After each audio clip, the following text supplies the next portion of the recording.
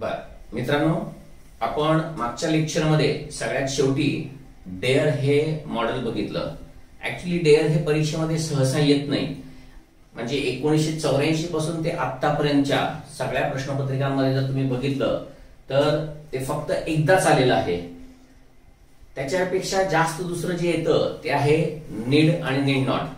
सगळ्यात महत्वाचं आहे ते नीड आणि नीड नॉट हेच आहे आणि त्याचा आज आपल्याला अभ्यास करायचा आहे. तर आता ते हेल्पिंग वर बघूया. नीड राज्यसेवेमध्ये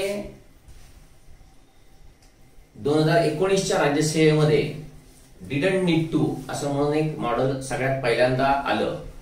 ऍक्च्युली हे डिडंट नीड टू हे मॉडेल यापूर्वी कोणत्याही स्पर्धा परीक्षेमध्ये, कोणत्याही सांगतोय मी, अगदी भारतातल्या, मुद्दामून तेच सांगतोय की भारतातल्या सुद्धा कोणत्याही स्पर्धा परीक्षेमध्ये कधीही आलं नव्हतं. यावेळेला राज्यसेवेला ते पहिल्यांदा आलेलं आहे आणि ते समजण्यासाठी आणि त्याच्या पुढे अजून पेपर सेटर कसा प्रश्न टाकेल, कारण का डिडंट नीड टू आणि अजून एक नीड नॉट हॅव असं हेल्पिंग वर्ब आहे आणि ह्यांचा उपयोग कसा केला जातो तर त्याच्यामध्ये ब्रिटिश इंग्लिश आणि अमेरिकन इंग्लिश याच्यामध्ये भेद आहे, फरक आहे. पण तुम्हाला सर्वांना माहिती आहे की आपण स्पर्धा परीक्षेला ज्या वेळेला अभ्यास करत असतो त्यावेळेला आपल्याला स्पर्धा परीक्षेमध्ये ब्रिटिश इंग्लिशचे रूल्स येत असतात. त्यामुळे आपल्याला नीड शिकत असताना पुढे हळूहळू अजून डीप मध्ये जायचंय. का तर परीक्षेमध्ये विचारलं गेलंय म्हणून. आणि त्या डीप मध्ये जाताना तुम्हाला समजेल की काय ऍक्च्युली परीक्षेमध्ये विचारलं आणि आता ह्याच्या पुढची परीक्षकांची स्टेप काय असेल. बर, आता नीड हे तुम्हाला सगळ्यांना माहिती आहे की हे एक नॉन ऍक्शन वर्ब पण आहे. ऍक्शन वर्ब म्हणजे काय आणि नॉन ऍक्शन वर्ब म्हणजे काय हे तुम्हाला खूप चांगलं माहिती आहे. तर नीड हे नॉन ऍक्शन वर्ब आहे आणि नॉन ऍक्शन वर्ब हे तुम्हाला माहिती आहे की नॉन ऍक्शन वर्ब हे कधीही कंटिन्युअस टेन्स मध्ये चालत नाही. जर टाइम फ्रेजेस असतील फॉरच्या किंवा सिन्सच्या तर मात्र हे फक्त परफेक्ट टेन्सेस मध्ये चालतं आणि त्यातल्या त्यात फक्त परफेक्ट प्रेझेंट आणि परफेक्ट पास्ट या दोनच टेन्सला हे चालतं. मला ते सांगायचं नाहीये. नीड हे नॉन ऍक्शन वर्ब म्हणून ज्या वेळेला असतं त्यावेळेला ते रेग्युलर वर्ब म्हणून वापरलं जातं. रेग्युलर वर्ब म्हणजे काय, आपण जी इतर कोणती वर्ब जी वापरत असतो त्या इतर वर्ब सारखंच यालाही ट्रीटमेंट द्यावी लागते.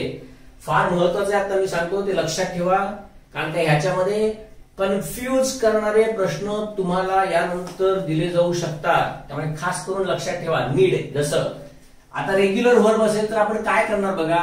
उदाहरणार्थ मी जर आय ने सुरुवात केली तर मला वापरायला लागतं काय, आय नीड वॉटर. इथे मी काय करतोय बघा, सरळ सरळ इथे नाउन एक वापरतोय. मग भले ते कॉमन नाउन, मटेरियल नाउन काय वाटेल ते असेल, कळतंय. बर, इकडे मी ज्या वेळेला म्हणतो आय नीड वॉटर त्यावेळेला इकडे हे वर्ब म्हणून काम करतंय हे तुम्हाला समजतं. याचं कारण का बघा, जर इकडे मी ही केलं तर मात्र मला ही नीड्स वॉटर करावं लागतं. आणि का करावं लागतं एस, कारण का हा थर्ड पर्सन आहे म्हणून.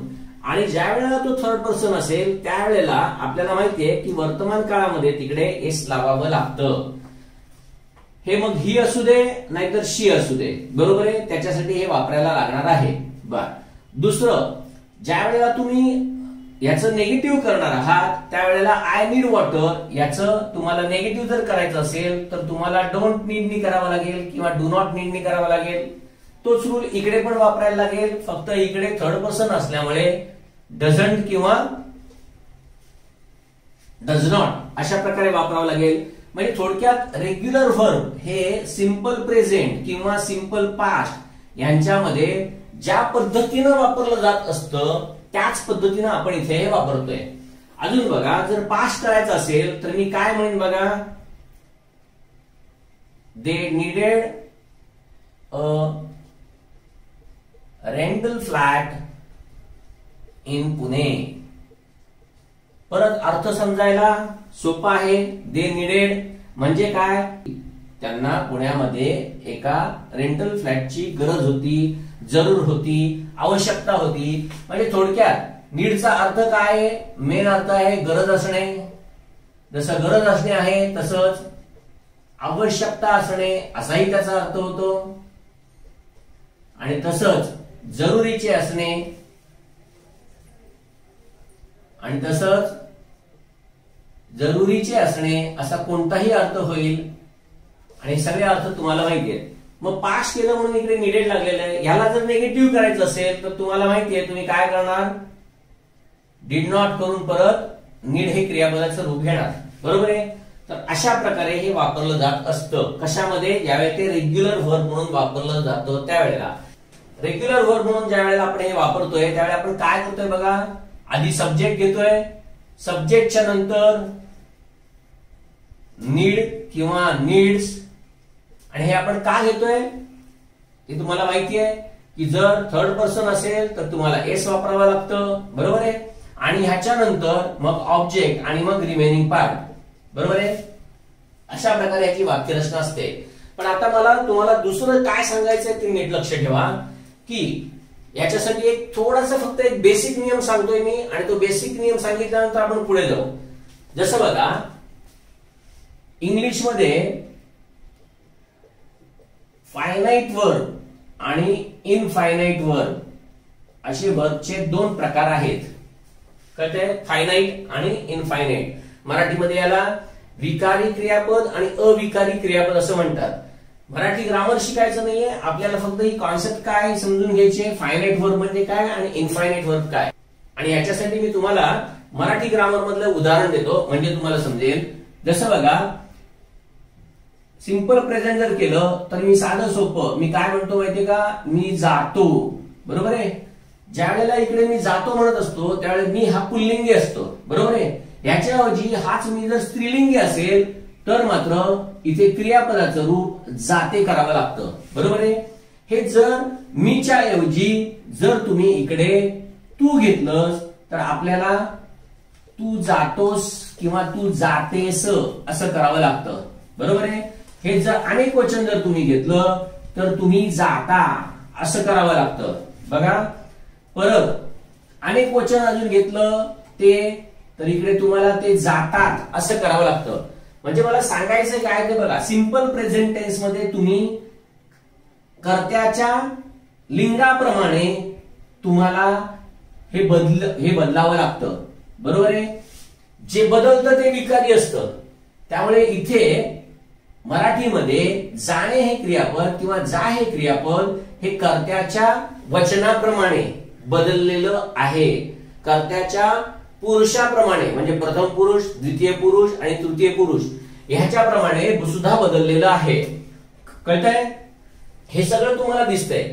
बर, आता बघा, हे जर पास्ट करायचं असेल तर मी याला म्हणेन मी गेलो. स्त्रीलिंगी असेल मी तर मी गेले असं आपण करू. बरोबर आहे. बर, म्हणजे थोडक्यात गेला, गेली, गेले असं आपण वेगवेगळी रूपं इथे वापरत असतो. फ्युचर करायचं असेल तर मी जाईन किंवा तो जाईल. म्हणजे थोडक्यात मला सांगायचं काय ते बघा, सिंपल प्रेझेंट, सिंपल पास्ट आणि सिंपल फ्युचर हे जर कंटिन्युअस मध्ये केलं तर मला करावं लागतं जात आहे. कळतंय. काही वेळेला आपण गेलेला आहे, गेलेलो आहे, गेलेली आहे अशी वेगवेगळी क्रियापदाची रूपं आपण वापरत असतो. म्हणजे थोडक्यात काय की जाणे हे क्रियापद इथे जे तुम्हाला दिसतंय हे जाणे हे क्रियापद कर्त्याच्या वचनाप्रमाणे, लिंगाप्रमाणे आणि काळाप्रमाणे बदलतंय. कळतंय. जे बदलतंय त्याला विकारी क्रियापद असं म्हणतात. बघा, हे ते तुम्हाला दिसतंय. बरोबर आहे.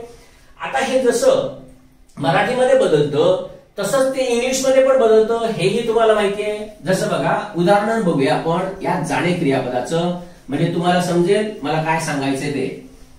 तर हे जाणे जे क्रियापद आहे ते बघा, मी जर आय किंवा वी किंवा यू किंवा दे असा जर करता घेतला तर सिंपल प्रेझेंट मध्ये मला हे क्रियापद गो असं करावं लागतं.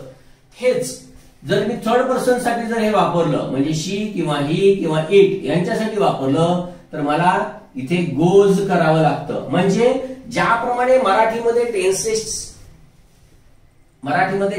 टेन्सेस आहेत आणि तिथे ज्याप्रमाणे जाणे या क्रियापदाची रूपं ही कर्त्याप्रमाणे बदलतात तसं इथे पण कर्त्याप्रमाणे तुम्हाला क्रियापदाचं रूप बदललेलं दिसतं. जे बदलतंय त्याला म्हणतात फायनाइट. हे जर पास्ट असेल तर तुम्हाला माहितीये तुम्ही इकडे वेंट करता. फ्युचर असेल तर शॅल गो किंवा विल गो करता. बरोबर, शॅल गो विल गो करता म्हणजे काय, परत तुम्ही तिकडे क्रियापदाचं मूळ रूप घेताय. परत ज्या वेळेला तुम्ही कंटिन्युअस मध्ये जाताय त्यावेळेला तुम्हाला गोइंग पण घ्यावं लागतंय. ज्यावेळेला तुम्ही परफेक्ट मध्ये जाताय त्यावेळेला तुम्हाला गॉन पण करावं लागतंय. ही सगळी सांगायचं काय आहे की ही सगळी जो क्रियापद आहे हे ज्या वेळेला मेन वर्ब म्हणून वापरलं जातंय. बघा, मेन वर्ब, रेग्युलर वर्ब म्हणजेच मेन वर्ब.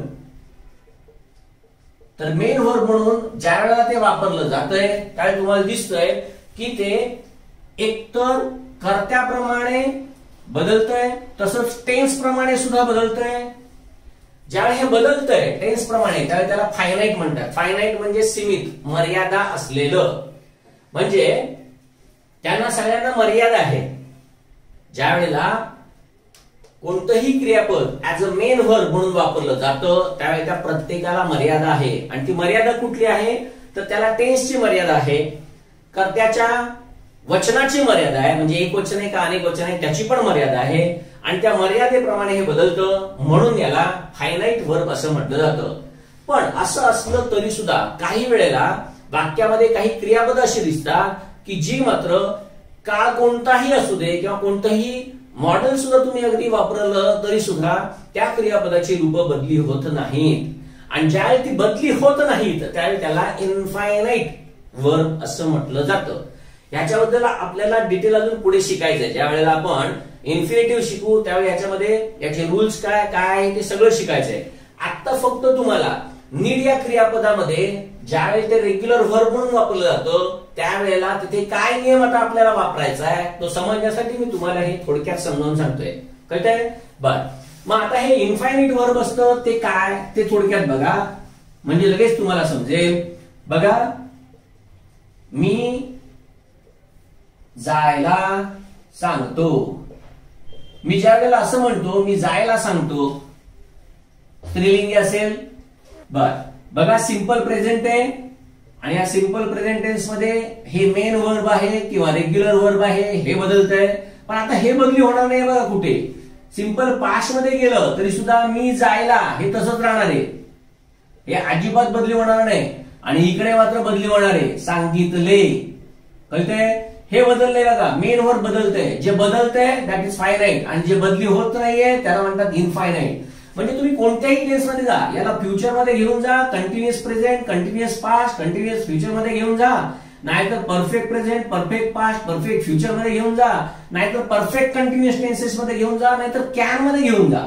म्हणजे कॅन मध्ये समजा हेच वाक्य मला करायचं असेल तर मी ते असं म्हणतो, मी जायला सांगू शकतो. म्हणजे इकडे कॅन दिसतंय तुम्हाला, याच्यानंतर इथे फायनाइट वर्ब आहे त्यामुळे हे बदललंय. पण बघा सिंपल प्रेझेंट आणि सिंपल पास्ट कोणत्याही याच्यामध्ये असलेलं हे जे क्रियापदाचं रूप आहे हे बदली होत नाही. जे बदली होत नाही त्याला म्हणतात अविकारी क्रियापद आणि त्यालाच म्हणतात इनफायनाइट वर्ब. आता ह्याचा थोडक्यात नियम काय आहे तो फक्त तुम्हाला सांगतो की मेन वर्बच्या नंतर ज्या वेळेला तुम्हाला असं अविकारी क्रियापद वाक्यामध्ये दिसतं त्यावेळेला म्हणजेच इनफायनाइट वर्ब ज्या वाक्यामध्ये दिसतं त्यावेळेला त्या इनफायनाइटला टू लावण्याची पद्धत आहे. ऍक्च्युली हे इनफायनाइट वर्ब्स जे आहेत हे दोन प्रकारचे आहेत, म्हणजे टू घेऊन पण वापरता येतं आणि विदाउट टू पण वापरता येतं. पण आता मला त्याच्याबद्दल तुम्हाला काही शिकवायचं नाहीये. आता फक्त आपल्याला या रूल मध्ये जाण्यासाठी तुम्हाला हे समजलं पाहिजे म्हणून सांगतोय. म्हणजे इकडे I tell to go, I told to go, बघा मी काय सांगितलंय. त्यामुळे टू गो जे असतं म्हणजे टू आणि वर्ब जे असतं त्याला इनफायनाइट वर्ब असं म्हणतात. ह्यालाच इंग्लिशमध्ये बेस वर्ब असं पण म्हणतात, म्हणजेच क्रियापदाचं मूळ रूप. कळतंय? तर क्रियापदाचं हे मूळ रूप कधी लागतं, जर एखाद्या वाक्यामध्ये मुख्य क्रियापद ज्या वेळेला तुम्हाला दिसतं त्यावेळेला त्या मुख्य क्रियापदानंतर ज्या वेळेला वाक्यात अजून एखादं क्रियापद येतं त्यावेळेला त्याला टू लावायला लागतं. कळतंय? काही वेळेला लागत पण नाही. ते काय आहे ना त्याचे नियम आपल्याला नंतर शिकायचे. मला फक्त आता इथल्या पुरतं सांगायचे की आपल्याला नीड हे ज्या वेळेला मॉडेल म्हणून वापरायचं आहे त्यावेळेला काय फरक पडतो हे सांगायचं आहे. कळतंय? डेअर मध्ये सुद्धा हा असाच रूल आहे जो आपण काल डेअर बघितलं त्याच्यामध्ये सुद्धा आपण हे बघितलेलं आहे. तरी सुद्धा आता हा इथे रूल मात्र जास्त आपण डीपली समजावून घेतोय. आता इथे एक वाक्य बघूया म्हणजे तुम्हाला समजेल की आपण हे का बघितलेलं आहे. नियम काय बघा, मुख्य क्रियापदानंतर ज्या वेळेला तुम्हाला एखादं क्रियापद वाक्यामध्ये दिसतं त्यावेळेला ते इन्फिनिटिव्ह असतं, म्हणजेच त्याला टू लावावं लागतं. याच्यासाठी फक्त नियम लक्षात ठेवा. बघा, समजा मी असं म्हटलं, मी जाण्याची गरज आहे. कळतंय? मी जाण्याची गरज आहे. आता इथे तुम्हाला गरज आहे हे मुख्य क्रियापद म्हणून तुम्हाला इथे दिसत आहे, बरोबर आहे, मेन वर्ब, आणि हा सब्जेक्ट दिसतोय, बरोबर आहे. आणि गरज काय आहे तर जाण्याची आहे. हे ऍक्च्युली इथे ऑब्जेक्ट आहे, पण जरी ऑब्जेक्ट असलं तरी हे वर्ब आहे, आणि वर्ब असलं तरी ते वर्ब प्रमाणे काम करत नसून इथे ऑब्जेक्ट प्रमाणे कार्य करतंय. आता सांगितलेली जी सगळी इन्फिनिटिव्ह वर्ब्स असतात किंवा क्रियापदाचं इन्फिनिटिव्हचं जे रूप असतं हे दुसरं तिसरं काही नसून त्याला इंग्लिशमध्ये वर्बल नाउन असं म्हटलं जातं. कळतंय? मला सांगायचं ते नाहीच आहे. मेन क्रियापदाच्या नंतर ज्या वेळेला दुसरं क्रियापद येईल त्यावेळेला त्याला टू लागलं पाहिजे, एवढं फक्त समजलं पाहिजे. म्हणजे इकडे आय नीड टू गो असं होतं, तेच ही असेल तर ही नीड्स टू गो असं होतं. थोडक्यात सांगायचं काय तर मेन वर्बच्या नंतर ज्या वेळेला तुम्हाला क्रियापदाची दुसरी मेन वर्ब नंतर ज्यावेळेला तुम्हाला दुसरं क्रियापद दिसतं त्यावेळेला त्याला टू लावायला लागतं. तुमच्या आमच्या ओळखीचं एकदम ओळखीचं वाक्य मी सांगतो बघा, ज्याच्यामध्ये तुम्ही 1000 वेळा हे वाक्य बोलला सुद्धा असाल, आय वॉन्ट टू गो, बरोबर ना. फक्त आपण इकडे परीक्षेला येणाऱ्या नियमाच्या दृष्टीनं कधी बघितलं नाही, पण तुम्हाला इथे पण हे दिसतंय बघा की मेन वर्ब नंतर इथे मेन वर्ब आहे वॉन्ट, याच्यानंतर ज्या वेळेला क्रियापदाचं दुसरं क्रियापद दिसतं त्या तिकडे मात्र टू गो लावायला लागतं. आणि हाच नियम आता मला तुम्हाला इकडे सांगायचा आहे. समजतंय? बरं, पुढे बघा. आता हाच नियम जो आहे तोच नियम फक्त मी लिहितोय. फक्त इथे ऑब्जेक्टच्या ठिकाणी आता सांगितलेलं इन्फिनिटिव्ह वर्ब म्हणजे टू वर्ब लिहितोय, बरोबर आहे. मग आता रूल काय होणार आहे बघा, सब्जेक्ट त्याच्यानंतर नीड किंवा नीड्स, मग टू, मग वर्ब, मग ऑब्जेक्ट आणि मग रिमेनिंग पार्ट. कळतंय आता काय केलं ते? म्हणजे इथे हे टू का आलं, टू वर्ब का आलं, याचं एकमेव कारण फक्त एवढंच आहे की मुख्य क्रियापदानंतर ज्या वेळेला दुसरं क्रियापद लागतं त्यावेळेला त्याला टू आलं पाहिजे. हे एकदा तुम्हाला समजलं तर तुम्हाला समजेल की नीड हे ज्या वेळेला अशा प्रकारे वापरलं जातं त्यावेळी ते रेग्युलर वर्ब म्हणून असतं. म्हणजे राज्यसेवेच्या परीक्षेमध्ये जो काही प्रश्न विचारला होता त्याच्यामध्ये त्या पेपर सेटरनी ह्याला मॉडेल म्हणून म्हटलेलं आहे. संपूर्ण जगामध्ये त्याला मॉडेल वर्ब म्हणत नाहीत, हे लक्षात ठेवा. का? उद्या समजा आत्ताच्या पेपर सेटरनी त्याला मॉडेल वर्ब म्हटलं असलं तरी जे काही बाकीचे जे आहेत त्या सगळ्यांना माहिती आहे की ज्या वेळेला अशा प्रकारे वर्ब वापरलं जातं त्यावेळेला ते मॉडेल नसतं. जसं मी इकडे म्हटलं आता तुम्हाला just I want to go किंवा ही वॉन्ट्स टू स्टडी, ह्याच्यामध्ये हे मॉडेल आहे का तर अजिबात नाहीये. कळतंय ना. ज्या वेळेला इथे हे मॉडेल नाहीये त्यावेळेला ते इथे पण मॉडेल येऊ शकत नाही, एवढं फक्त लक्षात ठेवा. ठीक आहे. 2019च्या राज्यसेवेला तिकडे मॉडेल ओळखा म्हणून दिलेलं आहे, पण ऍक्च्युअली ते मॉडेल वर्ब नाहीये, हे लक्षात ठेवा. कारण का उद्या नाही तर परीक्षेमध्ये जर दुसऱ्या पेपर सेटरनी वेगळ्या प्रकारे प्रश्न विचारला तर परत तुमचं कन्फ्युजन झालं नाही पाहिजे. कळतंय? म्हणजे परीक्षकाने विचारलेलं मॉडेल म्हणून विचारलं हे तर लक्षात ठेवा, पण ते मॉडेल नाही हेही समजलं पाहिजे, हेही लक्षात ठेवा. बर, मग आता हे झालं कशामधलं तर हे सिंपल प्रेझेंटचं झालंय, बरोबर ना. जर ह्याचा सिंपल पास्ट जर असेल तर अर्थातच तुम्ही काय करणार बघा, त्याच्यामध्ये इथे फक्त निडेड करणार, बरोबर ना. म्हणजे सब्जेक्ट त्याच्यानंतर निडेड करणार आणि मग टू आणि मग वर्ब. थोडक्यात सांगायचं काय, तुम्ही ह्याचा फक्त इथे काय करताय, पास्ट करताय, एवढं फक्त लक्षात ठेवा. बाकी इथे हे रेग्युलर वर्ब म्हणूनच वापरलं जाते, हेही लक्षात ठेवा. समजतंय? बर, आता दुसरा महत्वाचा रूल काय तो बघा, ज्या वेळेला हे इथे मेन व्हर्ब म्हणून वापरलेलं आहे त्या अर्थी याचं जर तुम्हाला निगेटिव्ह करायचं असेल तर सिंपल प्रेझेंटच्या रूल प्रमाणे रेग्युलर व्हर्बला डू किंवा डज लावावं लागतं. तसंच तुम्हाला याचं निगेटिव्ह जर करायचं असेल तर तुम्हाला डू किंवा डज हे वापरावं लागेल. म्हणजेच तुम्ही काय करणार बघा, सब्जेक्ट त्याच्यानंतर डू किंवा डज मग नॉट घेणार आणि मग म्हणजे do does not plus need मग टू मग वर्ब आणि मग ऑब्जेक्ट. तसंच इकडे पण सब्जेक्ट मग डीड मग नॉट मग नीड मग टू मग वर्ब मग ऑब्जेक्ट आणि मग रिमेनिंग पार्ट. कळते? आता परत ऐका नीट. मुख्य रूल काय, ज्या वेळेला वाक्यामध्ये तुम्हाला नीडचा रेग्युलर वर्ब म्हणून उपयोग करावा लागतो त्यावेळेला नीडच्या नंतर किंवा नीड्सच्या नंतर तिथे टू हे असलंच पाहिजे. आता बघा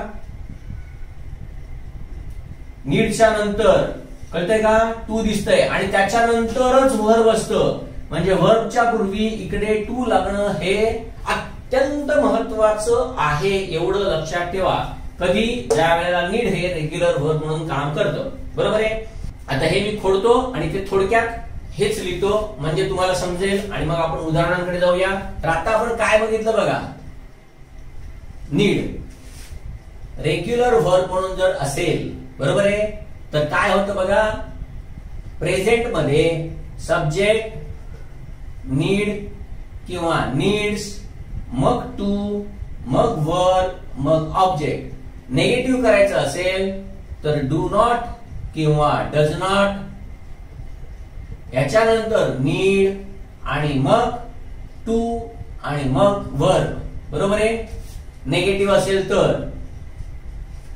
पास्ट मध्ये असेल तर subject plus needed plus two plus verb plus object आणि याचं निगेटिव्ह जर असेल तर परत डीड मग नॉट मग नीड मग टू मग वर्ब आणि मग ऑब्जेक्ट. कळतंय? आता हे रूल तुम्हाला समजले असतील. आता परीक्षेमध्ये आणि काय येऊ शकतं आणि याची वाक्ये काय असतात हे आता आपण बघूया. जसं आता तुम्ही बघितलं की टू असणं हे सगळ्यात महत्वाचं आहे. त्यामुळे फक्त इथे लक्षात एवढंच ठेवायचं की रेग्युलर वर्ब असेल तर त्याच्यानंतर टू वर्ब हे आलंच पाहिजे. एवढं एकदा समजलं. निगेटिव्ह मध्ये पण डूज, निगेटिव्ह मध्ये सुद्धा डू डज नॉट किंवा डिड नॉट याच्यानंतर नीड आणि मग त्याच्यानंतर टू हे आलं पाहिजे. बर, आता जर हा रेग्युलर वर्ब असेल तर ज्याप्रमाणे याला डू नॉट डज नॉट आणि डिड नॉट लागतंय त्या अर्थी इंट्रोगेटिव्ह टाइप सेंटेन्सेस म्हणजेच प्रश्नार्थक वाक्य जर असतील तर तिथे पण तुम्हाला डू डज किंवा डीड या सहाय्यकारी क्रियापदांचा उपयोग अर्थातच करावा लागेल. कारण का, कोणतंही इंट्रोगेटिव्ह सेंटेन्स ज्या वेळेला तुम्हाला सिंपल प्रेझेंट आणि सिंपल पास्ट या दोघांमध्ये बनवायचं असतं त्यावेळेला तुम्हाला डू डज ही सहाय्यकारी क्रियापदं वापरावीच लागतात. म्हणजे इंट्रोगेटिव्ह मध्ये सुद्धा जर तुम्हाला वाक्य बनवायचं असेल तर तुम्हाला डू किंवा डज हे सहाय्यकारी क्रियापद पहिलं घ्यावं लागेल, ह्याच्यानंतर सब्जेक्ट घ्यावा लागेल. इथे नॉट मुद्दामून लिहितो कारण का तुम्हाला माहिती आहे नॉटची जागा ही नेहमी सब्जेक्टच्या नंतरच असते. ह्याच्यानंतर नीड हे रेग्युलर वर्ब घ्यावा लागेल आणि त्याच्यानंतर टू आणि वर्ब आणि मग ऑब्जेक्ट आणि आरपी. अशा प्रकारे इंट्रोगेटिव्ह सेंटेन्स या प्रकारे तयार होईल. पास्ट असेल तर या डू आणि डजच्या ठिकाणी फक्त डीड येणार, बाकी हे सगळं असंच राहणार. पण आता काही एक्झाम्पल्स बघू. त्या एक्झाम्पल्स मध्ये तुम्हाला हे जास्त अधिक स्पष्ट होईल. जसं बघा, मी असं म्हटलं he needs to attend lectures daily. इथे तुम्हाला दिसते ही असल्यामुळे इकडे एस आलेला आहे. महत्वाचं फक्त तुम्हाला हे समजलं पाहिजे, नीड असू दे नाहीतर नीड्स असू दे कर्त्याप्रमाणे फक्त ते बदली होणार आहे. पण हे मात्र तिथे असलंच पाहिजे आणि हा सगळ्यात महत्वाचा रूल. म्हणजे काय, त्याने दररोज लेक्चर्स अटेंड करणे आवश्यक आहे, जरुरीचं आहे किंवा गरजेचं आहे. बरोबर. याचं ज्यावेळी तुम्हाला निगेटिव्ह करायचं असेल, ही डज नॉट किंवा डझंट आणि मग need to attend lectures daily. कळते. परत सांगायचं हेच आहे की इकडे डझंट घेतलं, पण त्या नीडच्या नंतर टू अटेंड हे तुम्हाला दिसतंय. म्हणजे ज्या वेळेला ते रेग्युलर वर्ब म्हणून असतं त्यावेळी रेग्युलर वर्बचे सगळे नियम इथे पाळले जातात. हेच पास्ट मध्ये पण होईल की जर नीड्सच्या ऐवजी पास्ट मध्ये जर नीडेड केलं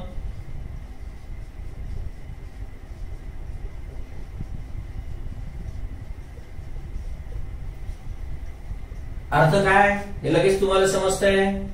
त्याने दररोज लेक्चर्स अटेंड करणे गरजेचे होते, आवश्यक होते, जरुरीचे होते. परत नेगेटिव्ह ज्यावेळी असेल त्यावेळी तुम्ही इकडे काय करणार, didn't need to attend lectures daily. बरोबर आहे. आताच्या म्हणजे राज्यसेवेमध्ये जो प्रश्न येऊन गेला होता त्याच्यामध्ये ह्याचा उपयोग मॉडेल म्हणून कसा केला गेलाय या संबंधी प्रश्न विचारला होता. बर, तो प्रश्न कसा विचारला होता ते बघा. आता तिथे असं विचारलं होतं, it was not necessary for him to go. म्हणजे इथे काय दिलंय बघा, it was not necessary for him to go.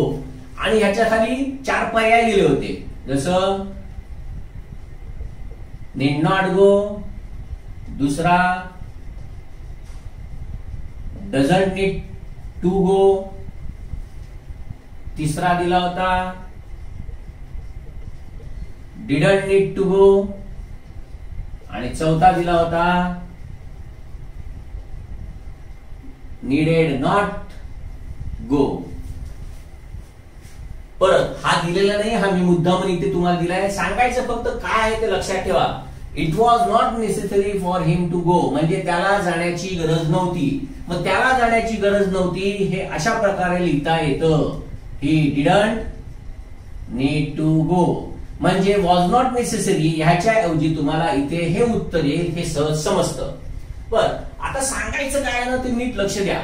Actually आता आपण इथे जे काही रूल शिकलोय त्याच्याप्रमाणे इकडे डिडंटच्या नंतर नीड आहे आणि त्याच्यानंतर टू गो म्हणजे इन्फिनिटिव्ह वर्ब दिसतंय. त्या अर्थी हे मॉडेल नाहीये, हे आता आपण शिकलो. परत हा माझ्या घरचा रूल नाहीये, हा रूल कोणाचा आहे, रेन मार्टिनचा, ब्रिटिशांच्या इंग्लिशचा रूल आहे.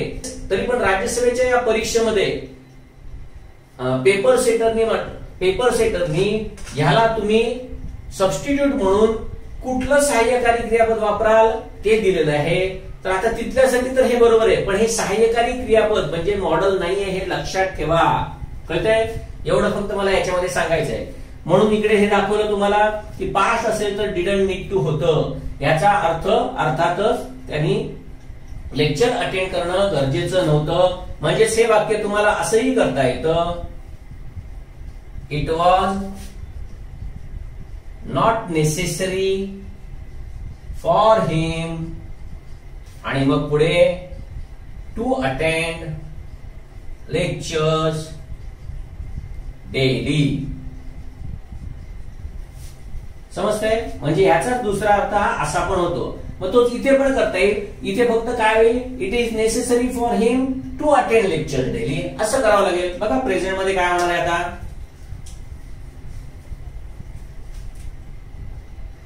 इट इज, इकडे वॉज घेतलंय, इकडे फक्त प्रेझेंट आहे म्हणून इज घेतलंय. It is necessary for him to attend lectures daily. हे फक्त का दाखवतोय माहितीये का, आता परीक्षेमध्ये हे येऊन गेलंय, उद्या समजा हे आलं तर म्हणून हे फक्त दाखवून ठेवलेलं आहे तुम्हाला. कळतंय? ऍक्च्युली हे मॉडेल म्हणून वापरलं गेलेलं नाही, तर ते रेग्युलर वर्ब आहे. आत्ताच्या पेपरमध्ये फक्त परीक्षकाने आपल्याला सांगितलं इकडे की हे काय आहे, मॉडेल आहे. ठीक आहे, मॉडेल आहे, मान्य करू. लक्षात ठेवा मॉडेल नाहीये. पुढच्या वेळेला उद्या तुम्हाला दुसरा पेपर सेटर देईल ना, त्यावेळेला तिथे कदाचित मॉडेलचा उल्लेख केलेला नसेल, तिथे वेगळ्या प्रकारे काहीतरी दिलं असेल. म्हणून हे फक्त समजलं पाहिजे. बर, आता दुसरं इकडे ज्यावरती तुम्ही आता बघितलं इंट्रोगेटिव्ह मध्ये डू डज लागतंय, मग हे क्वेश्चन मध्ये मग तो येस नो क्वेश्चन असू दे नाही तर WH क्वेश्चन असू दे, तिथे सुद्धा तुम्हाला हा रूल पाळावाच लागणार आहे. WH क्वेश्चन असेल तर WH वर्ड फक्त अगोदर येणार आहे, बाकी त्याच्यानंतर हे तसंच राहणार आहे. याचे एक 2-3 उदाहरण बघू म्हणजे तुम्हाला समजेल. जसं बघा, does she need to dress well at home. बघा काय केलंय, डज त्याच्यानंतर नीड त्याच्यानंतर टू आणि ड्रेस म्हणजे हा इन्फिनिटिव्ह वर्ब इकडे आलेला आहे. येस नो क्वेश्चन फक्त केलेला आहे नियमाप्रमाणे. कुठल्या नियमाप्रमाणे तर थर्ड पर्सन आहे म्हणून तिथे डज वापरायचं, त्याच्यानंतर नीड आणि त्याच्यानंतर टू वर्ब आणि मग बाकीचं. कळतंय? हेच जर डू असेल तर मी असं म्हणेन, do they need to practise daily. म्हणजे परत इकडे डू वापरलेला आहे, नीड आहे, त्याच्यानंतर इन्फिनिटिव्ह वर्ब घेतलेला आहे. कळतंय? इथे हे रेग्युलर वर्ब म्हणून आहे आणि ह्याला ट्रीट करताना मात्र नीड टू किंवा नीड्स टू असं सहाय्यकारी क्रियापद म्हणून ट्रीट केलं जातं आहे. जसं इथे केलं तसं. कळलं?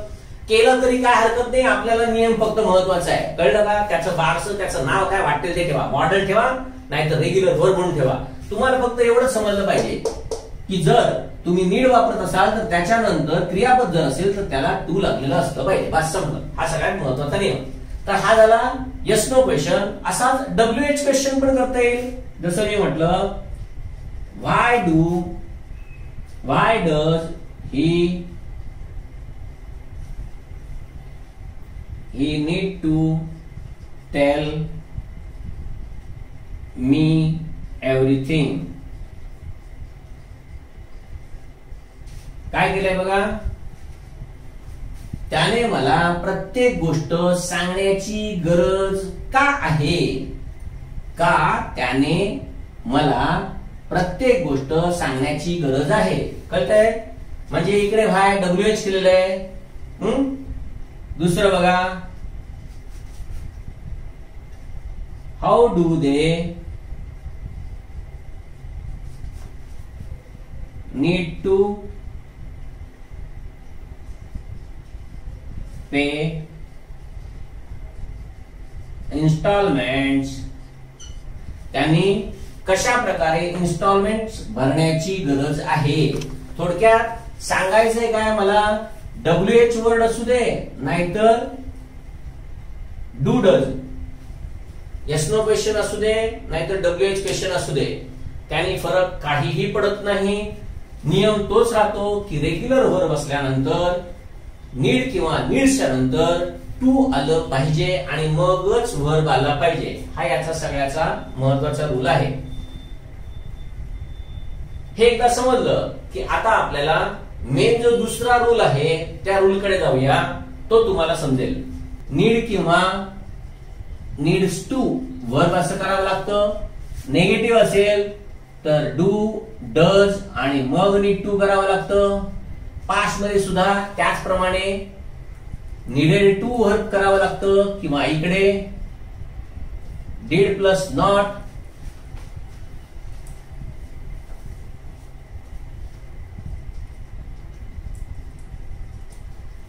पास्ट असेल तर did plus not plus need plus to करावं लागतं. आणि हाच रूल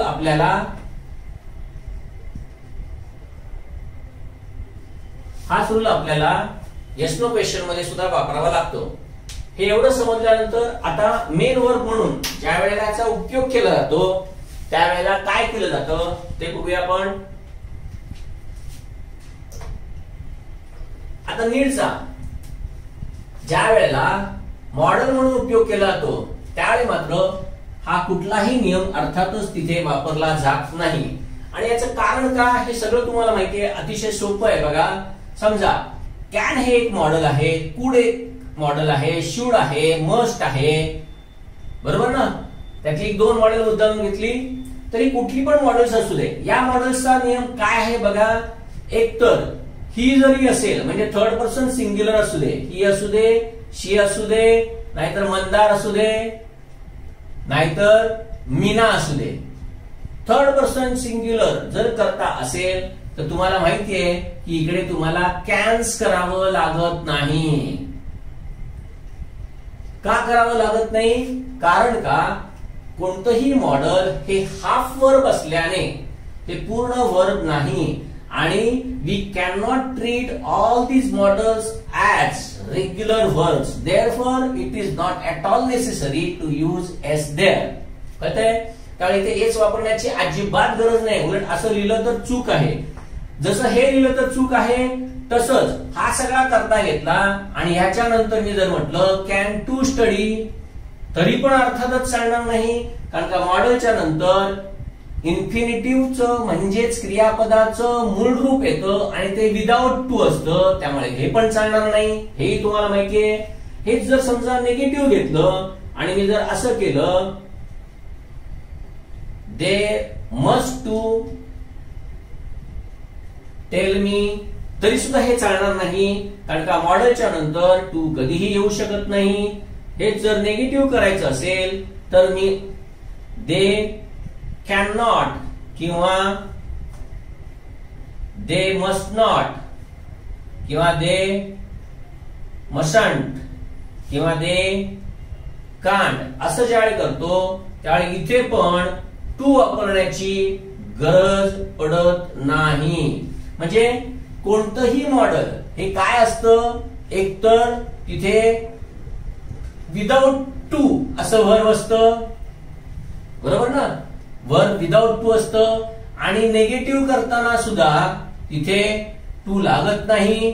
तसंच यांना एस लागत नसतो हेही आपल्याला माहिती आहे, बरोबर आहे? हाच रूल कॅन आणि मस्टच्या बाबतीत किंवा शूडच्या बाबतीत किंवा मेच्या बाबतीत किंवा माईटच्या बाबतीत, मस्टच्या बाबतीत जसा आहे सेम रूल आता नीड मध्ये पण आहे. काय तर नीड हे ज्या वेळेला मॉडेल म्हणून वापरलं जातं त्यावेळेस सगळ्यात महत्वाचा त्याचा रूल म्हणजे ते फक्त नेगेटिव्ह मध्ये वापरलं जातं. फक्त नेगेटिव्ह हे खास करून लक्षात ठेवा. म्हणजे नीड हे मॉडेल ज्या वेळेला फक्त नेगेटिव्ह मध्ये वापरलं जाईल त्यावेळेला सुद्धा तिकडे तुम्हाला टू घेऊन चालणार नाही, हे पण निश्चित. तसंच त्याला एस पण लागणार नाही, हे निश्चित. आता फरक बघा, इथे एस लागलेला आहे आणि पुढे टू आहे. इकडे डू डज घेतलेला आहे आणि मग त्याच्यानंतर इकडे नीड आणि त्याच्यानंतर टू घेतलंय. म्हणजे टू चा रूल आणि एस चा रूल हा सगळ्यात महत्वाचा आहे की जो तुम्हाला फरक दाखवून देईल की नीड हे रेग्युलर वर्ब म्हणून वापरलं जातंय का मॉडेल म्हणून वापरलं जातंय. हे एकदा तुम्हाला समजलं तर आता पुढचा नियम काय ते बघू.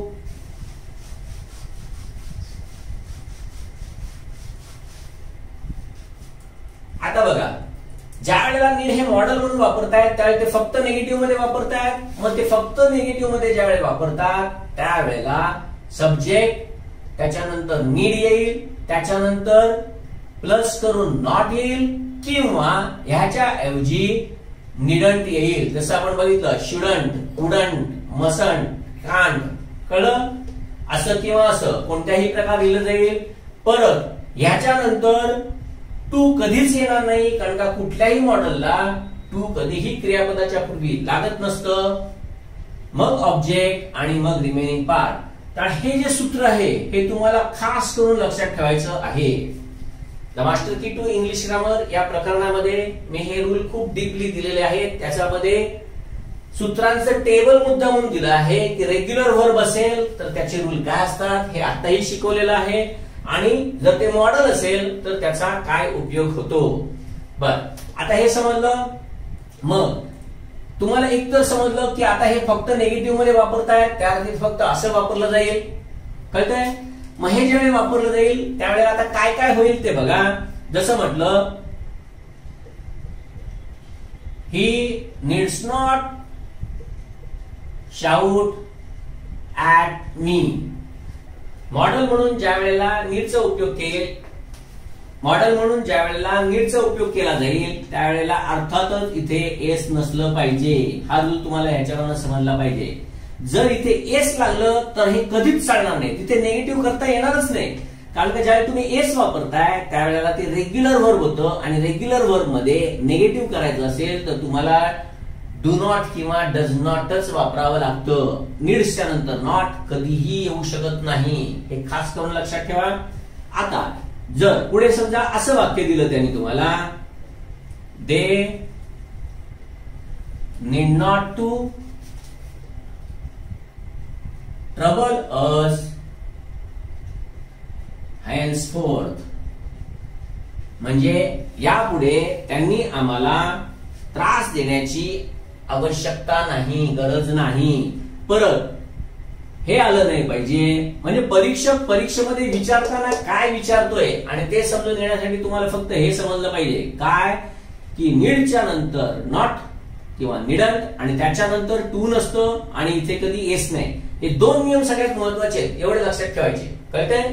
आणि परीक्षा मुद्दामून काय करणार आहे माहिती का, पुढे येणाऱ्या परीक्षांमध्ये तुम्हाला मुद्दामून एस घालून देईल किंवा टू घालून देईल आणि किंवा डू डज नॉट नीड देईल, काय वाटेल ते देईल तो. त्यामुळे त्यांनी काय द्यावं हे तो ठरवणार आहे. आपल्याला मात्र हे समजलं पाहिजे हे काय आहे. बर, म्हणजे हे प्रेझेंट मध्ये वापरलं म्हणजे ऍक्च्युअली ही वाक्य झाली कशी पाहिजे तर ती अशीच झाली पाहिजे. ही निडंट किंवा need not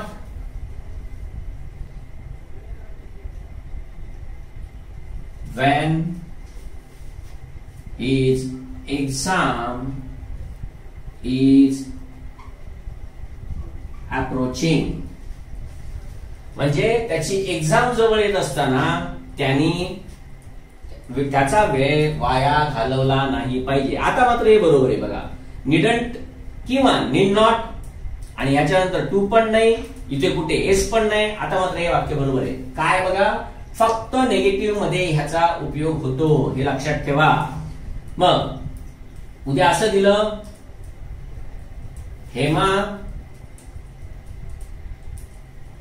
need tell her parents about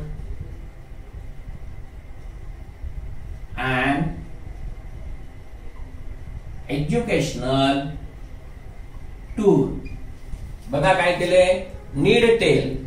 उद्या परीक्षेमध्ये असं वाक्य दिलं आणि विचारलं स्टेट वेदर किंवा नुसतं हेच वाक्य बरोबर आहे का चूक आहे, तर तुम्हाला लगेच समजलं पाहिजे की होकारार्थी वाक्य असं वापरलं जाऊ शकतच नाही. कारण का नीडचा हेल्पिंग वर्ब म्हणून ज्या वेळेला उपयोग होतो त्यावेळेला इथे नॉटच म्हणजे फक्त निगेटिव्ह मध्येच याचा उपयोग होतो. म्हणजे हे वाक्य तुम्हाला चूक द्यावं लागेल. बेसिक रूल काय तो नीट समजून घ्या. निडंट किंवा नीड नॉट फक्त नेगेटिव्ह मध्ये वापरलं जातं, एवढं फक्त लक्षात ठेवा. तेच मी म्हटलं, इंडिया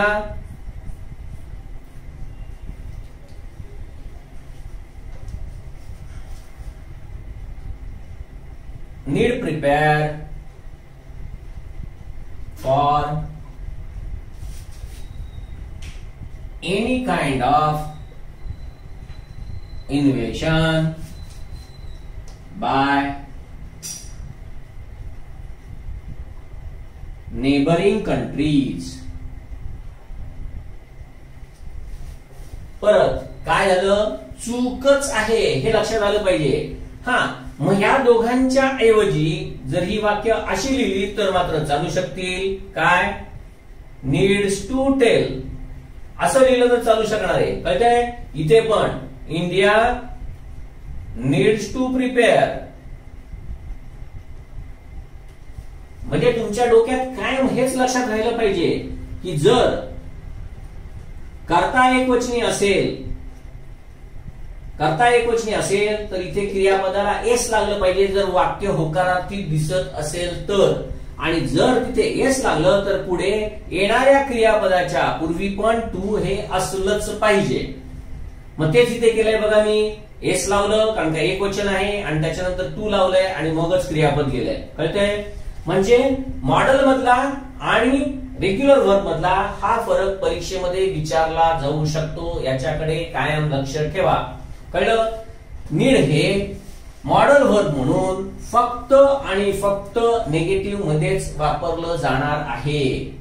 जसं माया need not buy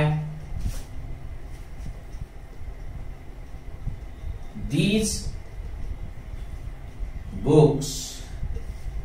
मायानी, आता नीड नॉट बाय बरोबर आहे, नीड पण आहे, नॉट पण आहे आणि नुसतं वर्ब पण आहे. नीड आहे, नॉट आहे आणि बाय नुसतं वर्ब आहे. म्हणजे आता हे मात्र वाक्य बरोबर आहे का? इथे जर एस लागलं असतं तर मात्र ते चुकीचं झालं असतं. अजून बघा,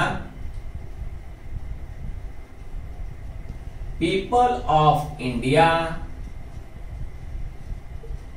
need not buy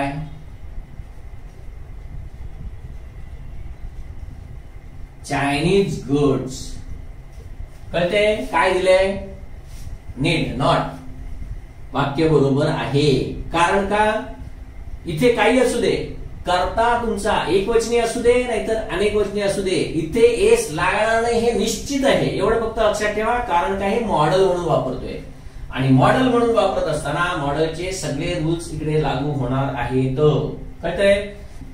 हे जसं झालं तसंच आता ह्याचं जर समजा तुम्हाला इंट्रोगेटिव्ह बनवायचं असेल तर अर्थात इंट्रोगेटिव्ह मध्ये काय होणार आहे? फक्त बघा, हे सहाय्यकारी क्रियापद होणार, फक्त पुढे येणार आहे.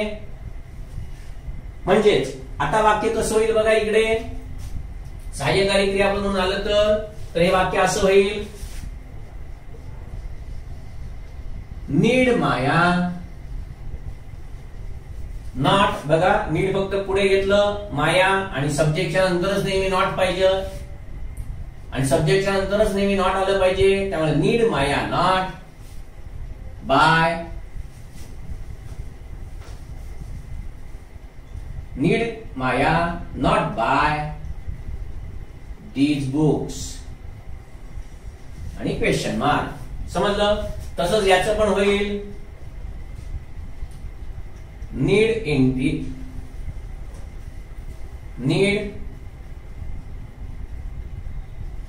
people of India not buy Chinese goods. कळते? इंट्रोगेटिव्ह जरी झालं तरी पण नियम तोच. इंट्रोगेटिव्ह मध्ये ज्या वेळेला रेग्युलर वर्ब सारखा नीडचा उपयोग केला जात असेल त्यावेळेला डू आणि डज हे येतं, पण मॉडेल म्हणून ज्या वेळेला वापरलं जातं त्यावेळेला मात्र नीडच येणार. का येणार? कारण का बघा, बाकीच्या कोणत्याही मॉडेल्स मध्ये ज्यावेळेला तुम्ही प्रश्न बोलवणार त्यावेळेला तुम्ही असंच करणार, कॅन आय नॉट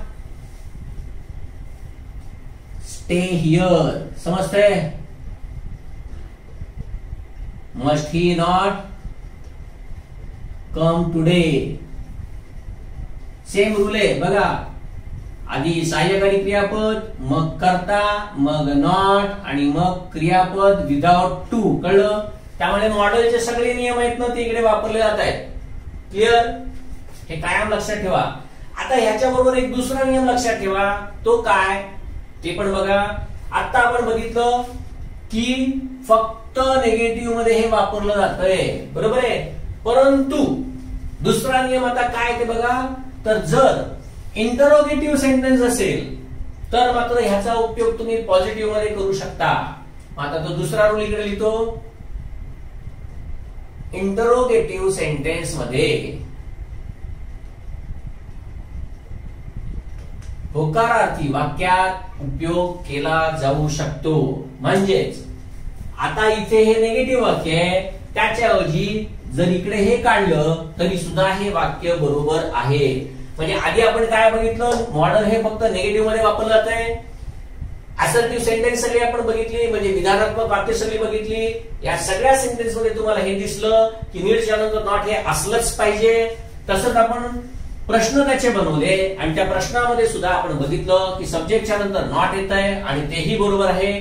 परंतु आता दुसरा रूल काय आहे, तर इंट्रोगेटिव्ह मध्ये मात्र होकारार्थी वाक्यरचना चालू शकते. म्हणून need Maya buy these books, मायानी ही पुस्तक विकत घेणं गरजेचं आहे का, चालणार आहे. समजतंय? तसंच बघा,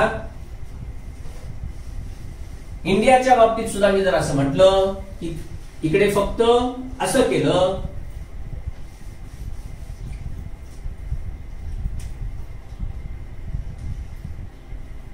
need the people of India by Chinese goods, तरी पण इथे सुद्धा चालणार आहे. आणि याचं कारण फक्त एवढंच आहे की होकारार्थी वाक्यांमध्ये नीड हे सहाय्यकारी क्रियापद म्हणून विदाउट टू वापरता येतं. कळतंय? हा झाला याचा दुसरा रूल. पुढचा तिसरा रूल बघा. या तिसऱ्या रूल मध्ये काय आहे, तर ज्या वेळेला तुम्ही हार्डली, आता तुम्हाला माहितीये हार्डलीच्या ऐवजी हार्डली, रेअरली, बेअरली, स्केअर्सली अशी ही जी ऍडव्हर्ब्स आहेत, ही सगळी ऍडव्हर्ब्स जी आहेत ही दिसताना जरी होकारार्थी दिसली तरी ती नकारार्थी असतात. आणि ज्या वेळेला ती नकारार्थी असतात त्यावेळेला ती अर्थातच नॉटच्या जागेवरती येणार आहे. आणि नॉटच्या जागेवरती जर ही ऍडव्हर्ब्स आली तर नीडचा अर्थ निगेटिव्हच राहणार आहे. त्यामुळे जर नीडच्या नंतर तुम्ही हार्डली, नेव्हर यासारखी जर तुम्ही ऍडव्हर्ब्स वापरली तर अर्थातच नीडचा होकारार्थी वाक्यात उपयोग केला जाऊ शकतो. म्हणजे जसं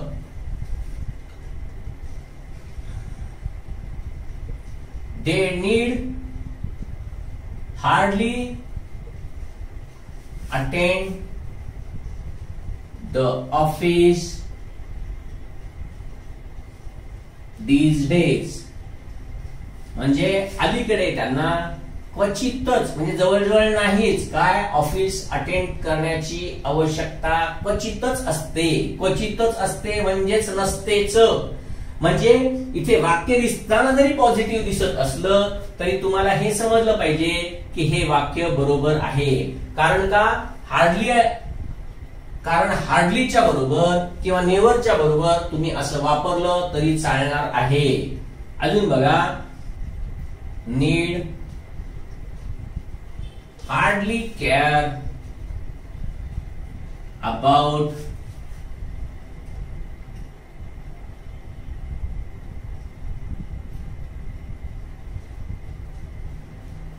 चायनीज प्रॉडक्ट्स. म्हणजे त्यांना चायनीज प्रॉडक्ट्स बद्दल काळजी करण्याची गरज नाही, खूपच कमी गरज आहे, म्हणजे जवळजवळ नाही. म्हणजे हार्डली घालून तुम्ही इकडे वाक्य होकारार्थीमध्ये बनवू शकता आणि त्यामुळे ते बरोबर आहे. फक्त नियम काय लक्षात ठेवायचा की पुढे या क्रियापदाच्या पूर्वी टू नसलं पाहिजे, एवढं फक्त लक्षात ठेवा. नाहीतर परीक्षक हे देईल आणि इकडे टू वापरेल आणि आपण तिकडे फसू. तर परीक्षकाच्या या कुठल्याही ट्रॅकला बळी पडू नका. कारण तो फक्त एवढं दाखवेल तुम्हाला होकारार्थी आहे चालेल, अरे पण होकारार्थी ते टू दिलंय का नाही ते पण बघा. कळतंय? म्हणजे हार्डली वापरून तुम्ही त्याचा होकारार्थीमध्ये उपयोग केला जाऊ शकता. तसाच अजून एक सगळ्यात महत्वाचा रूल, कदाचित परीक्षेमध्ये हा येईल पण ह्याच्या पुढचा जो रूल आहे तो अतिशय महत्वाचा आहे की जो अजूनपर्यंत परीक्षेमध्ये कधीही आलेला नाहीये. पण आयोगाची आताची जी नवीन स्टाईल चालली आहे की जे आजपर्यंत कधीही नाही विचारलंय ते विचारलं जातंय, त्याच्यासाठी हा नियम खास महत्वाचा आहे. तो नियम कुठला, तो बघा, चौथा रूल. जर वाक्यामध्ये तुम्ही ओनली वापरलं, नोबडी वापरलं किंवा नो वन वापरलं किंवा नुसतंच नो वापरलेलं असेल, कळतंय, असं जर वापरलं असेल तर मात्र त्या वाक्यामध्ये तुम्हाला होकारार्थी असलं तरी पण चालतं. आणि त्या होकारार्थी वाक्यामध्ये अर्थातच टू वापरलं जाणार नाहीये. जसं बघा, you need only tell me his name. तू मला फक्त त्याचं नाव सांगण्याची गरज आहे. बघा, या ओनलीची जागा खास करून लक्षात ठेवा. म्हणजे उद्या परीक्षक तुम्हाला समजा असं वाक्य दिलं only you need tell me his name. किंवा अजून असं दिलं, you only need tell me his name. आणि चौथं वाक्य असं दिलं, you only need to tell me his name. आणि अशी जर 4 वाक्य दिली आणि नेहमीप्रमाणेच ए बी सी डी असं करून दिलं, आणि जर त्यांनी सांगितलं ए आणि सी बरोबर, बी आणि डी बरोबर, ए आणि डी बरोबर, आणि सी आणि ए बरोबर, नाही सी आणि डी बरोबर, असं समजा उद्या तुम्हाला पर्याय दिला, तर तुम्हाला हेच समजलं पाहिजे. काय आता नियम सांगितलं बघा, only, nobody, no one, no असं जर असेल वाक्यामध्ये तर ते होकारार्थी वाक्य सुद्धा बरोबर असू शकतं.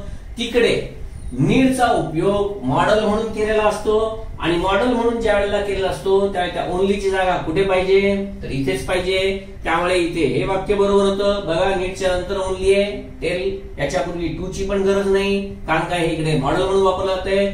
ओनली बरोबर फक्त हा नियम आहे, पण तेच ओनली इकडे घेतलंय, इथे हे चूकच आहे. कारण का चालणार नाही. जर इकडे सहाय्यकारी क्रियापद म्हणून वापरायचं असेल तर ते असं वापरता येत नाही. ओनली बरोबर वापरायचं असेल तर मात्र पुढे कसं आहे ते बघा. यू ओनली नीडेड, ओनलीची जागा आता सांगितल्याप्रमाणे फक्त नीडच्या नंतरच पाहिजे. त्यामुळे हेही वाक्य चूक आणि हेही वाक्य चूक. मग अजून दुसरं कुठलं वाक्य बरोबर आहे ते बघा.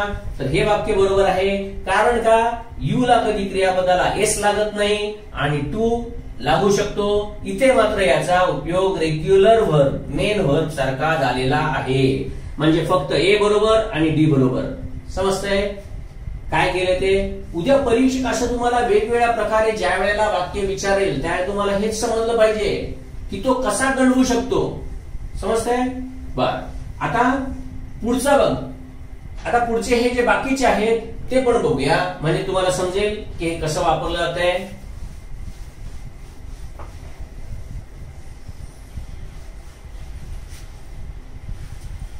नोबडी किंवा नो वन किंवा नो शब्द जर इकडे घेतला तर समजा मी असं म्हटलं,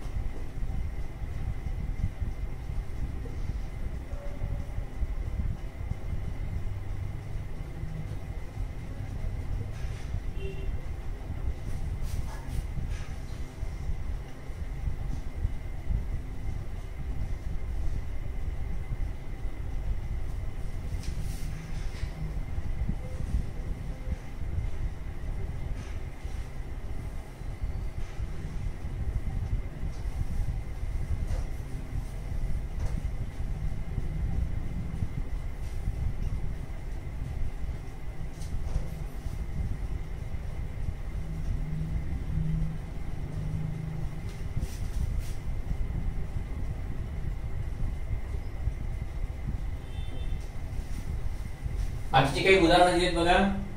परत परीक्षेमध्ये आतापर्यंत न आलेला नियम पण आता मात्र पुढे येऊ शकतो, कारण का सगळेजण फक्त नीड नॉट आणि do does not, need to याच्यावरती आहेत.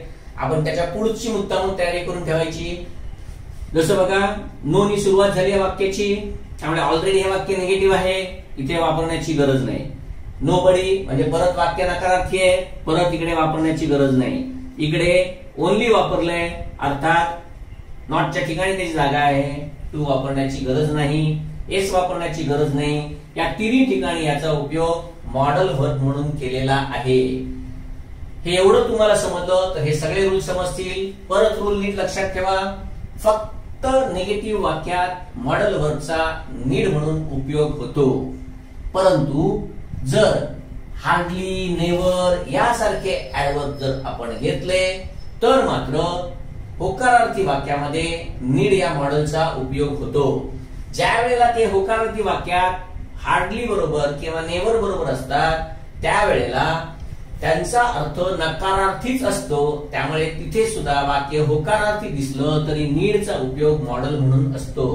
याच्या बरोबर दुसरा rule only, nobody, no one किंवा नो असे जर तुम्हाला शब्द वाक्यामध्ये दिसले, बघा इथे आपण लिहिलेले आहेत, यांच्या बरोबर मग ते नोबडी असू दे नाहीतर नो वन असू दे, कळते ना, असं जरी असलं तरी सुद्धा त्याचा उपयोग आपल्याला होकारार्थी वाक्यात करता येतो. आणि महत्वाचा नियम इंट्रोगेटिव्ह सेंटेन्सेस मध्ये म्हणजे प्रश्नार्थक वाक्यांमध्ये मात्र नीडचा उपयोग हा होकारार्थी वाक्यात होऊ शकतो. एवढे नीडचे मॉडेल म्हणून सगळ्यात महत्वाचे नियम कळते. आणि हे सगळे नियम तुम्हाला एकदा समजले तर हेच नियम आधीच्या लेक्चर मध्ये आपण जे डेअर शिकलो आहोत त्या डेअर साठी सुद्धा हेच नियम लागू होतात. कुठले? एक तर वापरायचं ते फक्त निगेटिव्ह मध्ये, ह्याच्या बरोबर वापरलं तर मात्र ते वाक्य चालणार आहे, आणि इंट्रोगेटिव्ह मध्ये मात्र ते होकारार्थी मध्ये सुद्धा वापरता येतात. हे याचे रूल डेअर साठी हे 3 रूल महत्वाचे लक्षात ठेवायचे, आणि नीड या मॉडेल साठी मात्र हे सगळे रूल लक्षात ठेवायचे. तर अशा प्रकारे हे नीड हे आहे. आता याच्यावरती परीक्षेमध्ये कशा प्रकारची वाक्य येऊ शकतात आणि तुम्हाला कसं गंडवलं जाऊ शकतं याच्यासाठी मी एक तुम्हाला काही वाक्य मुद्दामून दाखवतो. ती वाक्य पहा आणि आपल्याला परीक्षेमध्ये ज्या वेळेला ती वाक्य ओळखायची असतात त्यावेळेला काय बघायचं असतं ते समजून घ्या. मी आधी काही वाक्य लिहितो.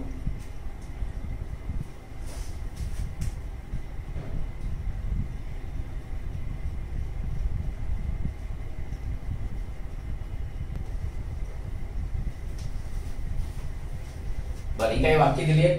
परीक्षेमध्ये समजा तुम्हाला ज्या वेळेला अशा प्रकारची वाक्य दिली जातात त्यावेळेला ते ओळखायचं कसं असतं यासाठी मुद्दामून ही वाक्य दिले. बाकी वाक्य तर भरपूर म्हणता येतील, आपल्याला फक्त समजावं यासाठी दिलंय. बर, पहिलं बघा काय बघायचं याच्यावरती ते बघा.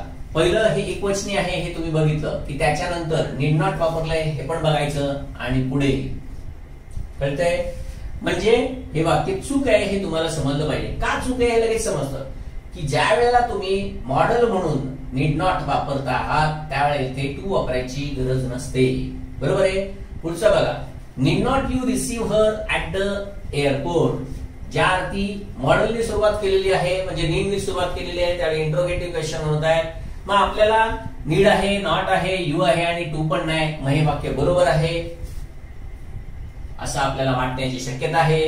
पण परत महत्वाचा रूल, नॉट हे कधीही इथे आलं नाही पाहिजे, ते नेहमी सब्जेक्टच्या नंतरच गेलं पाहिजे.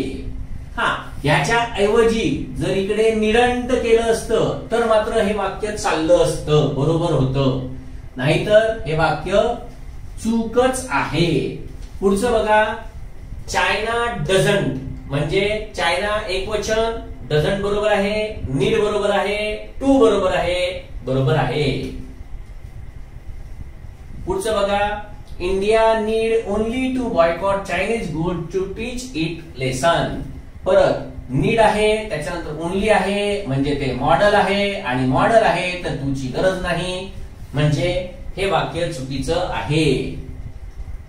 पुढचं, देअर पण नीड सारखा सेम तोच रूल आहे. इथे ज्या अर्थी डू वापरलेला आहे त्यावेळेला इथे तुम्ही डेअरचा उपयोग जनरल किंवा रेग्युलर व्हर्ब सारखा करत आहात, त्यामुळे तुम्हाला या डेअरच्या नंतरच्या असलेल्या क्रियापदाच्या पूर्वी टू असायला पाहिजे होतं. ते ज्या अर्थी इथे नाही त्या अर्थी हेही वाक्य चूक आहे. त्यामुळे ते बरोबर कधी होईल? ज्या वेळेला तुम्ही इथे टू वापराल त्यावेळेला ते बरोबर होईल. पुढचं बघा, dare he not enter the premises without your permission.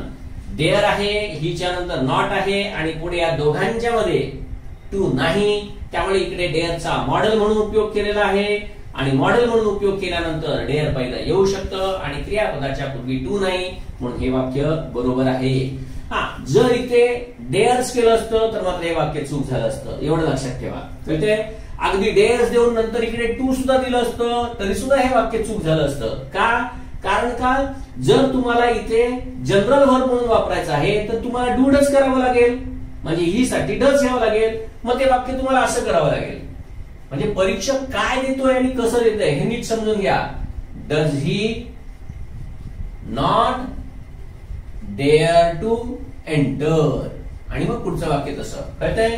म्हणजे अशा प्रकारे तुम्हाला काय काय पेपर सेटर विचारू शकतो हे तिथेच तुम्ही अजून जर अशा प्रकारे अभ्यास केला आणि निरीक्षण केलं तर तुम्हाला नक्कीच समजेल की पेपर सेटरची भूमिका काय असते. तो तुम्हाला कन्फ्युज कुठे करत असतो. म्हणून मी नेहमी सांगत असतो की आपण अभ्यास करत असताना काय करतो माहितीये का, फक्त नुसतं वाचतो आणि पुढे जातो. नुसतं वाचून पुढे जाऊ नका, तिथे थोडा वेळ थांबा, पहा, निरीक्षण करा आणि मग पुढे जा. बघा पुढचं वाक्य बघा, ज्या अर्थी इथे नीड वापरलंय त्या अर्थी ते मॉडेल म्हणून वापरायचंय, आणि मॉडेल म्हणून वापरायचंय तर टू घेण्याची आवश्यकता नाही. इतकं सोपं आहे. म्हणजे हे वाक्य चूक आहे. आता टू काढल्यानंतर need they punish the students आता चालणार आहे. कळतंय. परत या सगळ्यांच्या नंतर पुढे तिकडे क्वेश्चन मार्क आहे का हे परत परत बघायचं आहे. हे नीट लक्षात ठेवा. You hardly need to visit a doctor for cold and headache. आता इथे मात्र तुम्हाला मी मुद्दामून तुमचं कन्फ्युजन केलेलं आहे. आता तुम्हाला इकडे हार्डली दिसतंय आणि इकडे टू दिसतंय, त्यामुळे तुम्ही लगेच याला चूक देऊन टाकाल. पण हे वाक्य चूक नाहीये, तर हे वाक्य बरोबर आहे. का बघा, इथे यू ला कधी एसीएस ची आवश्यकता नसते आणि त्याच्यानंतर टू आहे. ज्याप्रमाणे आपण होकारार्थी वाक्यामध्ये इकडे you don't need to visit टाकू, तर त्या डोंटच्या ऐवजी फक्त इकडे हार्डली वापरलेलं आहे. त्यामुळे हे वाक्य बरोबरच आहे. थोडक्यात पेपर सेटर काय काय टाकू शकतो ना हे नीट लक्षात घ्या. तो तुमचं कन्फ्युजन करण्यासाठीच तिकडे बसलेला आहे.